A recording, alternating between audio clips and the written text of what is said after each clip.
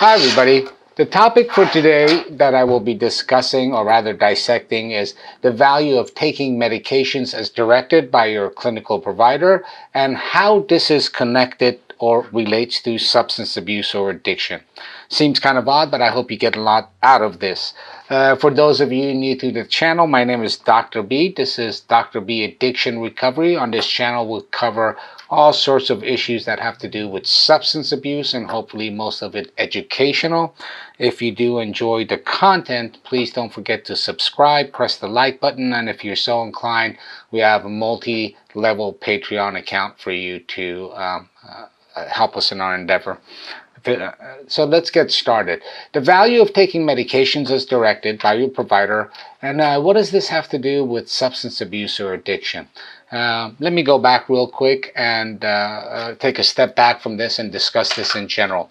Taking medications as directed, prescribing these medications is often thought of as an important cornerstone of medical care for the provider. And some are more particular about it than others. In my case, I'm very particular of it because of the type of medications that I prescribe. But not doing so, it's from the clinical perspective, is thought of as not so wise. Number one, it could cause a lot of what's called morbidity and mortality, okay, which means illness and death, okay.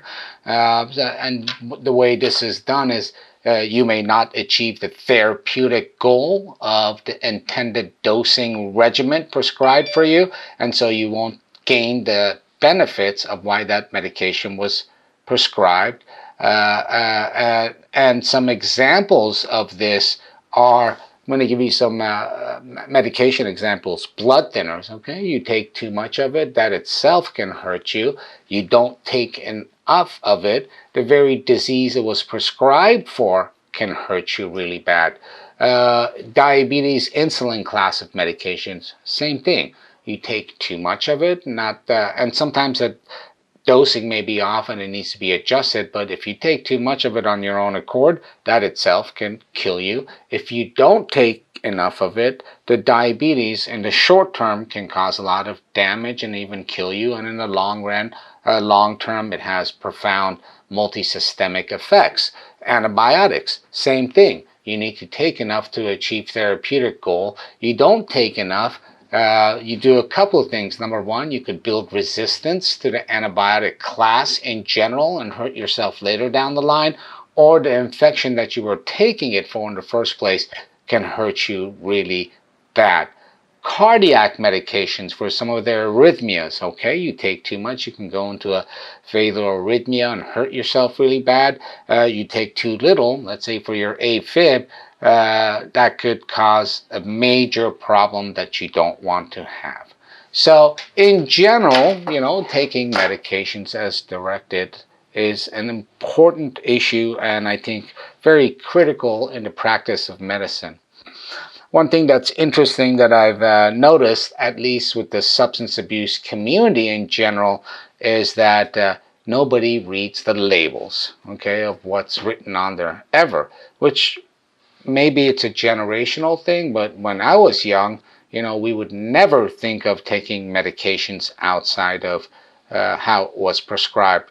That itself is interesting, and I can't really speak outside of this community of patients that I treat, but I do see that in general. What we want to ask is what would be some of the reasons somebody may not want to take the medications as directed. And I thought of a few things, and there are more, and this was just a list that I sat there and thought about real quickly. One thing I thought of is that they can't read. Now, I'm not trying to be funny here. I've worked in a county facility in a pretty rundown county that was very crime-ridden, and there was quite a few people that had that barrier of education and just couldn't read, and they just weren't understanding what you wrote down, but they were too embarrassed. And so I think this is something the provider, depending on the area that he's working on, does need to be sensitive to. And at the end of the video, I'm going to give some advice for all patients, including my substance abuse group of patients and clients that I see regularly. But one is they cannot read. Two, they might not be able to afford the medication, and they just simply go to the pharmacy, and for whatever reason, whether there's some sort of insurance, it all just falls through, and they just let it go. They don't come back to the doctor and talk about it or ask for a different medication. Other things is they may have some sort of cognitive deficit or memory issue. And at that point, usually when you run into that, that's when the clinician has to really be careful once that's caught on. Or if it's caught on early, you might catch it in the office, and certain steps and measures have to be taken to provide relief so that activities of daily living can occur. Okay.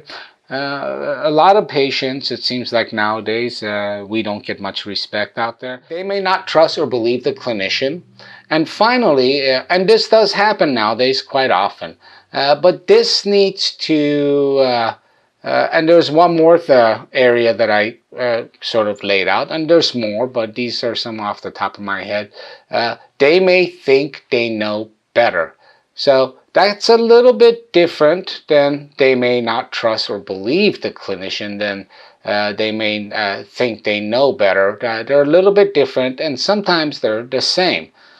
But sometimes it's more like they just simply want to take the medication the way they want to take it, and the way they're taking it is unhealthy and promotes substance abuse and addiction, and the behavior is not very healthy. That's one of the things I want to sort of tease out of this discussion. So I'm going to go through some examples here that I've run into and try to educate everyone on some of the pitfalls that I've seen. And this way, when you go see your clinician, you can sort of, I'll give you some tips on how to address these issues for yourself, and also at the same time maybe give you some insight or awareness if you didn't already know that some of the behavior may be behavior that is particular to an addict. So let's start. One of the things that I see often is, again, I'm very particular in the way I give medications, and I like really close follow-up, okay? So I might have some guy on buprenorphine and something for his anxiety and depression that is very severe, very acute, and serious sleep issues, right? And, there might be a combination of a few things there. Let's just, for example, say, there's some, I'll tell him, okay, we got to get this anxiety under control after the severe meth use. And, I'm going to have you take this, just for example, I might have you take this Klonopin 0.5 milligrams, one tablet 3 times a day throughout the day. And in the evening, you're having whatever, he's having sleep issues and some psychosis. Go ahead and start off with the 5 milligrams of Zyprexa. And I want to see you in exactly 3 days. Because I don't want to send the patient out that I'm in the middle of achieving some sort of therapeutic stability, and I don't want to send them out for a week or 2 weeks or 3 weeks and say see you then, because I'm also in the middle of adjusting medications. And by the way, this is how I do it. Same thing with my buprenorphine. So you send the patient out, and they do come back in 3 days, and you ask them, how are you? And they're like, the same. And you're like, well, what do you mean you're the same? That stuff did nothing for you? And several things happen. They may have gone to the pharmacy and couldn't pick it up, and they just went home. Or they just picked it up and they decided not to take it. Or they had some preconceived notion about how they need to kind of go through this and not take it. And or they just misunderstood and thought I said, I'll see you in 3 days. Let's see how you're doing. Just pick up this medication.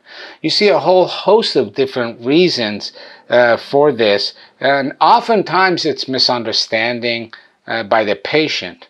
So I advise you as patients, whether The issue is when you were at the doctor, who knows? Maybe you were intoxicated. Maybe there is a cognitive deficit. Maybe there's dyslexia. Maybe there is a, inability to read. Maybe you're just very anxious when you're at the doctor. When you are there, I want you to make sure everything is written down for you or repeated for you or whatever it is that you need done. And most of us do that anyway before you leave, because, you are not going to achieve therapeutic benefits of the plan of care, and you're also putting yourself at a risk of relapse if you do not follow the directions. So that's one type of thing I see, and why it's important to take the medications as directed. The other area that I see is with my buprenorphine. I am extremely particular about adjusting this medication, and I actually go through your entire 24-hour period, especially in the early stages, of how and when you take this medication, and I want to know very, very detailed what is your cravings, what is your withdrawal, what is your anxiety, panic, depression, sleep, and mood. And knowing this kind of stuff helps me adjust your medication. And oftentimes I'll send you out, and again, you come back in 2, 3, 4 days, and you didn't make the change. And for many reasons. One, they were afraid to. One, they didn't want to increase the dose. 2, 3, they didn't understand what I was saying. But sometimes I see something else, and sometimes I'll see some people, let's say they're on 24 milligrams of suboxone or 28 milligrams of suboxone, and they are having problems in the evening or in the afternoon. And because I know the patient well and their history of substance abuse and how they took it, what they do is they take the entire dose when they wake up in the morning, okay? And this issue is a major red flag for me. And sometimes, even if it's working for them, I really force them to split the dosing in a much more sober-minded way throughout the day. And the main reason is to break this very particular habit that I think is intimately related to pills and prescription medication misuse and abuse. And sometimes I will do that just for the sake of that. My suspicion is they're trying to take it all at once to get some sort of rush, and they might have some problems later in the day. So here's one way where I think the way you take your medications and not taking it as directed can point both to the clinician and to yourself that this may be more related to your substance abuse disorder than you think. Another one that I see is when people are on, usually on benzodiazepines, and they might be on Xanax or something, and I'm trying to change them over to Klonopin and do a long-term taper, whatever it is. And for some reason, I can't get a correct dose for the day. So I might have written something, 1 milligram 3 times a day. I don't know. I don't usually write that high, but whatever. And I asked them, and I know what the dose is. How are you taking this? And they have a hard time answering me. My thought is, well, if someone was going to prescribe me something this hardcore, I'd certainly know what the directions are. And they finally say, I don't know. And it's not like they're trying to hustle you, but it's just the way they approach the whole issue. They've never even looked at the label.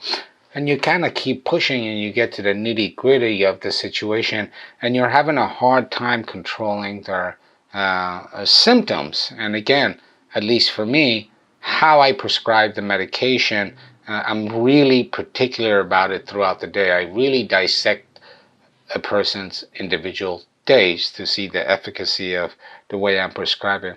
And it comes out, and this just came out the other day, but this happens often, where let's say they grab the pills and just nibble away at it, okay? Or they put so many in their pocket and nibble away at it. And then you see this with the subs.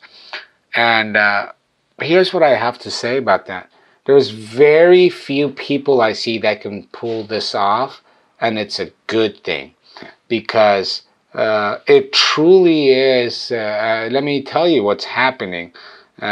When you're able to reach for that pill multiple times throughout the day, what you're doing is every stressful situation that you have, you're using that behavior and that medication, whether it's placebo or not, to relieve yourself of dealing with the situation at hand. And using a pharmaceutical or an illicit substance to deal with life's daily events in that regular and repetitive mechanical way is not good under your own control, because that's habituation that I feel is really unhealthy. On my end, I'm not able to get an understanding of the peaks, troughs in your body of the medication, the symptoms that you're having, and I'm also promoting a behavior that I've seen over and over again turn out to be or lead into something much more difficult to deal with. And this is the one thing that I really wanted to distill through this discussion, is taking medications as directed has its value not only in the physical outcomes and the pharmaceutical effects of the medications or the disease that you're treating, but the very act of how you do it and the behavior that you manifest is indicative or could lead from dependence into addiction. At the physiological and the level of the pharmacology, you're not allowing me to manage the effect I want to get during the time I want to get. At the psychological and behavioral level, what you are doing is mimicking a behavioral routine that's telling your brain any stressful situation throughout the day, there's this action of taking this pharmaceutical to relieve it. And that's never good. And both, I think, clinician and patients need to be educated and made aware of this. I think this information and to promote this kind of behavior is good habit to digest in terms of your maturation in recovery. Take your medication as directed, especially if you're in recovery, if you're not thinking about how you're taking this medication, because it's responsible, mature behavior in terms of your health maintenance.